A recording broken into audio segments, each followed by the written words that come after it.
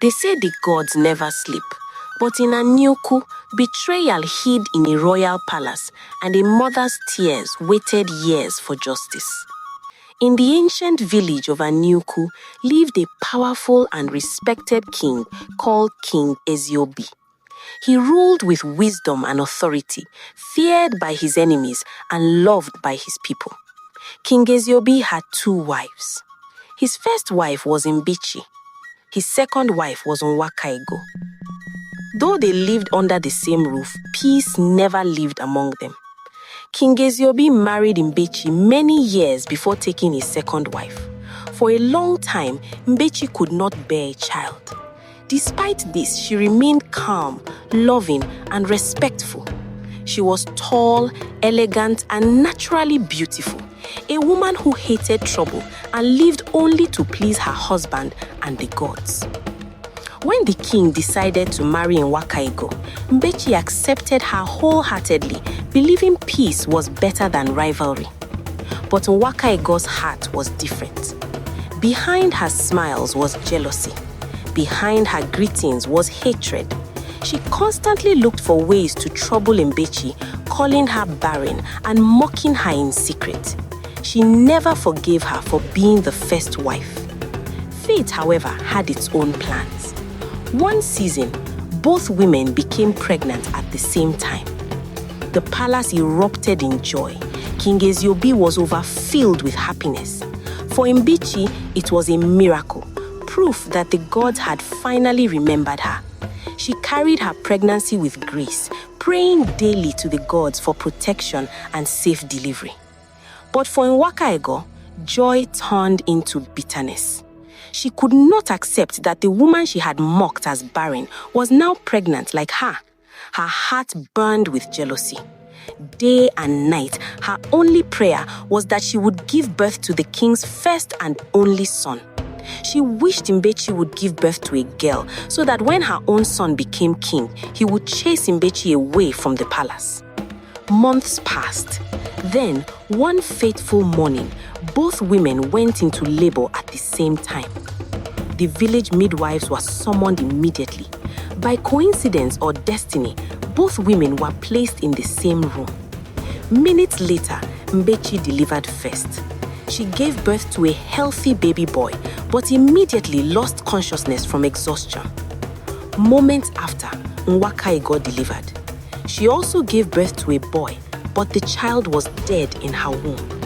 Her scream filled the room. Grief consumed her, but fear consumed her more. When she realized Mgbechi was still unconscious and her baby was alive, a wicked thought entered her heart. She secretly pleaded with the midwives to switch the babies, promising them lands and expensive wrappers. Blinded by greed, the midwives agreed. The living baby was taken from Mgbechi and given to Nwakaego. The dead baby was placed beside Mgbechi. Joy and sorrow filled the palace at the same time. When Mgbechi finally woke up, she was told the terrible news that her child was dead. She screamed, she wept, she cursed the gods, blaming them for allowing her enemies to rejoice over her pain, not knowing her son was alive and strong. From that day, Nwakaego never stopped tormenting her. She called her a witch. She accused her of killing her own child. She shamed her publicly. King Eziobi named his son Onoche. Onoche grew into a tall, handsome, and vibrant young man. He respected his father deeply. He respected Nwakaego, whom he believed was his mother. But strangely, he showed deep love and care for Mgbechi, treating her exactly the way a true son would treat her mother. This angered Nwakaego. She tried repeatedly to poison his mind against Mgbechi, but Onoche refused. "Why do you hate her so much?" he asked. "She is a good woman, and besides, she is my mother too." Nwakaego was furious. Restless and desperate, she traveled to a neighboring kingdom to visit a powerful witch priestess. The priestess gave her a charm and instructed her to put it into Onoche's food. Once he ate, his mind would change. He would obey only her and hate everyone else. She returned home, prepared a delicious meal, and placed the charm inside. Onoche ate. He slept. When he woke, the charm had taken full control.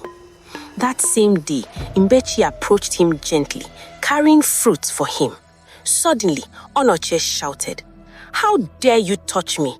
Am I your son, you wretched witch?" Mgbechi froze. Her heart shattered. Nwakaego watched from a corner, rejoicing silently. Onoche poured the fruits on the ground. Mgbechi picked up her plate and left in tears. "This cannot be the Onoche I know," she whispered to herself. Soon, King Eziobi noticed the growing tension in the palace. One morning, he summoned his wives and son. He warned Onoche to stop disrespecting his stepmother and demanded peace. But Nwakaego and Onoche refused. They vowed to make Mgbechi uncomfortable until she left the palace. The king scolded Nwakaego harshly, accusing her of poisoning the boy's mind and threatening punishment if she did not stop. But Nwakaego was already planning something far worse. She returned to the same witch priestess, seeking a charm to kill the king slowly and rule the kingdom alone with her son. The priestess gave her a calabash containing deadly charms and instructed her to rub it on her palms before touching the king. She obeyed. Days later, King Eziobi fell seriously ill. Abalis came and failed. His condition worsened daily. One hot afternoon, the chief priest of Aniukwu visited the palace. "My king, your sickness is not ordinary. One of your wives caused it. She is hiding the charm in her hut." Nwakaego heard everything. Terrified of being exposed, she secretly hid the calabash inside Mgbechi's hut while she was away on her farm. The next morning, the king summoned everyone. Guards searched the palace and found the calabash inside Mgbechi's hut. She was seized immediately. As she tried to speak, Nwakaego touched her secretly and she became dumb. The villagers gathered. Some defended her, but many accused her of jealousy because she had no child. She was shaved, mocked, shamed, and condemned to die in the evil forest. Just as the guards led her away, the chief priest arrived. He stopped the execution and performed an incantation. He dropped 2 eggs on the ground and asked the wives to pick. Mgbechi picked first. When Nwakaego picked hers, she screamed, fell, and began to confess everything. She confessed stealing the baby. She confessed poisoning Onoche's mind. She confessed trying to kill the king. She confessed making Mgbechi dumb. The truth shook the land. Onoche cried, knelt before Mgbechi, and begged for forgiveness.